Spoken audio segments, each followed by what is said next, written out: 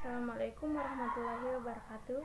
Perkenalkan, nama saya Sri Novianti, Program Studi Teknik Sipil Bangunan Gedung D4, Fakultas Teknik Universitas Negeri Makassar. Di sini saya akan menjelaskan materi tentang klasifikasi dan fungsi alat berat. Tujuan alat berat dalam pekerjaan konstruksi. Tujuan penggunaan alat berat pada pekerjaan konstruksi seiring dengan makin memasyarakatnya penggunaan alat berat ini, maka perlu diketahui secara mendalam hal-hal yang berhubungan dengan peralatan alat berat, yang meliputi perhitungan biaya, pemilikan dan operasi serta produktivitas peralatan tersebut. Jika hal ini tidak diperhatikan, maka investasi peralatan akan merugikan bagi seorang kontraktor yang menginvestasikan modalnya dalam industri pemindahan tanah. Pemilihan penggunaan alat berat tidak hanya sekedar dalam penggunaan alat berat. Beberapa alasan mengapa diperlukan alat berat dalam proyek konstruksi. Yang pertama, kapasitas pekerjaan konstruksi, di mana semakin lama kapasitas pekerjaan konstruksi akan semakin bertambah sehingga memerlukan prasarana dan peralatan yang besar, kuat dan kualitas yang tinggi. Yang kedua, kemajuan industri mesin-mesin konstruksi, di mana dengan perkembangannya teknologi dalam industri mesin-mesin konstruksi, banyak peralatan konstruksi yang dapat dipakai dalam menunjang dan memperlancar proyek-proyek konstruksi sehingga pekerjaan menjadi lebih produktif. Yang ketiga, kemajuan sosial dan budaya, di mana setiap orang memiliki kecenderungan bekerja dengan sedikit menggunakan tenaga fisik, terutama pada pekerjaan kasar. Penggunaan peralatan dapat menggantikan tenaga manusia dalam pekerjaan kasar. Klasifikasi alat-alat berat. Alat berat juga dapat dikategorikan ke dalam beberapa klasifikasi. Klasifikasi tersebut adalah klasifikasi fungsional alat berat dan klasifikasi operasional alat berat. Yang pertama, klasifikasi fungsional alat berat. Yang dimaksud dengan klasifikasi fungsional alat berat adalah pembagian alat tersebut berdasarkan fungsi-fungsi utama alat. Berdasarkan fungsinya, alat berat dapat dibagi menjadi seperti berikut. Yang pertama, alat pengolah bahan. Alat pengolah lahan. Kondisi lahan proyek kadang-kadang masih merupakan lahan asli yang harus dipersiapkan sebelum lahan tersebut dimulai diolah. Jika pada lahan masih terdapat semak atau pepohonan, maka pembukaan lahan dapat dilakukan dengan menggunakan dozer. Untuk pengangkatan lapisan tanah paling atas dapat digunakan scraper. Sedangkan untuk pembentukan permukaan supaya rata, selain dozer dapat digunakan juga motor grader. Bulldozer dapat dibedakan menjadi dua, yakni menggunakan rod kelabang dan bulldozer yang menggunakan roda karet. Pada dasarnya, bulldozer menggunakan traktor sebagai tempat dudukan penggerak utama, tetapi lazimnya traktor tersebut dilengkapi dengan sudut sehingga dapat berfungsi sebagai bulldozer yang bisa untuk menggusur tanah.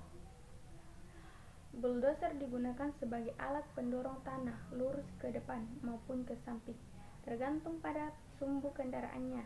Untuk pekerjaan di rawa digunakan jenis bulldozer khusus yang disebut sweep bulldozer. Yang kedua, alat penggali.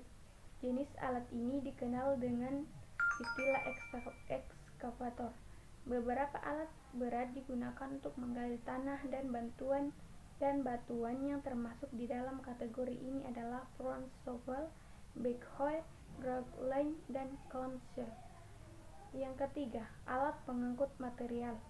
Crane termasuk di dalam kategori alat pengangkut material, karena alat ini dapat mengangkut material secara vertikal dan kemudian memindahkan secara horizontal pada jarak jangkau yang relatif kecil. Untuk pengangkutan material lepas loss material dengan jarak tempuh yang relatif jauh, alat yang digunakan dapat berupa belt, truck, dan wagon. Alat-alat ini memerlukan alat lain yang membantu memuat material ke dalamnya. Yang keempat, alat pemindahan material. Yang termasuk dalam kategori ini adalah alat yang biasanya tidak digunakan sebagai alat transportasi, tetapi digunakan untuk memindahkan material dari satu alat ke alat lain.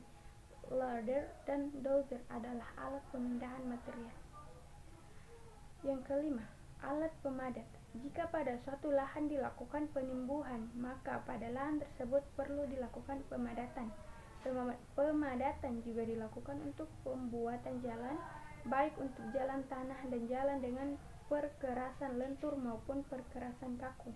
Yang termasuk sebagai alat pemadat adalah camping roller, kompaktor, dan lain-lain.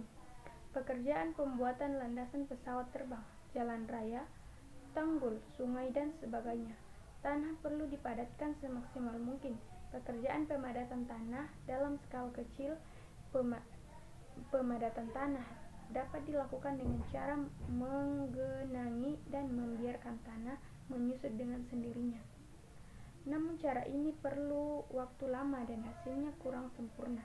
Agar tanah benar-benar mampat secara sempurna, diperlukan cara-cara mekanis untuk pemadatan tanah. Pemadatan tanah secara mekanis umumnya dilakukan dengan menggunakan mesin penggilas atau roller. Klasifikasi roller yang dikenal antara lain adalah: yang pertama, berdasarkan cara geraknya, yaitu ada yang bergerak sendiri tapi ada juga yang harus ditarik kontraktor. Yang kedua, berdasarkan bahan roda penggilasnya, yaitu ada yang terbuat dari baja atau steel wheel dan ada yang terbuat dari karet atau pneumatik. Yang ketiga, dilihat dari bentuk permukaan roda, yaitu ada yang punya permukaan halus atau plain, bersegmen, berbentuk girth, berbentuk kaki domba, dan sebagainya. Yang keempat, dilihat dari susunan roda gilasnya, yaitu ada yang dengan roda 3 atau 3 wheel, roda 2 atau tandem roller, atau roda 3 dengan 3 axle tandem roller. Yang kelima, alat pemadat yang menggunakan penggetar atau vibrator. Alat selanjutnya adalah alat pemrosesan material. Alat ini dipakai untuk mengubah batuan dan mineral dalam menjadi satu bentuk dan ukuran yang diinginkan. Hasil dari alat ini misalnya adalah batuan bergradasi, semen, beton, dan aspal.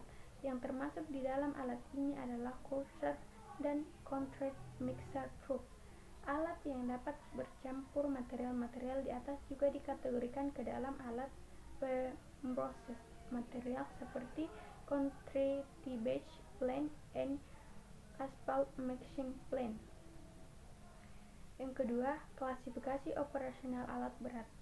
Alat-alat berat dalam pengoperasiannya dapat dipindahkan dari satu tempat ke tempat lain atau tidak dapat digerakkan atau statis. Jadi, klasifikasi alat berdasarkan pergerakannya dapat dibagi atas sebagai berikut. Yang pertama, alat dengan penggerak. Alat dengan penggerak merupakan bagian dari alat berat yang menerjemahkan hasil dari mesin-mesin menjadi kerja. Bentuk dari alat penggerak adalah crawler atau roda kelabang dan ban karet, sedangkan belt merupakan alat penggerak pada conveyor belt. Yang kedua, alat statis. Yang termasuk dalam kategori ini adalah tower crane, batching plant, baik untuk beton maupun untuk aspal, serta crusher plant.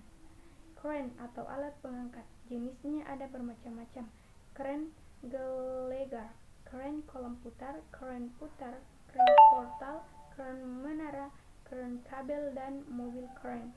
Beberapa jenis crane banyak digunakan dalam proyek-proyek bangunan sipil yang berkaitan dengan pemindahan tanah adalah mobile crane, sebab crane ini dapat dengan mudah dipindah-pindahkan karena pekerjaan pemindahan tanah secara mekanis membutuhkan mobilitas alat yang relatif tinggi.